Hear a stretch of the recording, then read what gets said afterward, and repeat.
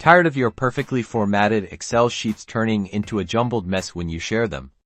Let's fix that by learning how to save Excel files as PDFs. First, open the Excel file you want to convert, making sure all the data and formatting are exactly how you want them in the final PDF. Next, click on the File tab in the upper left corner of your screen. This opens up the Backstage view where we can manage our file. Now, select Save As from the menu on the left. This will allow us to choose the file type and location. In the Save As dialog box, click on the drop-down menu labeled Save As Type. A list of different file formats will appear. Scroll through the list and select PDF. This tells Excel that you want to save your file in the PDF format. Before saving, you can click the Options button to customize the PDF further.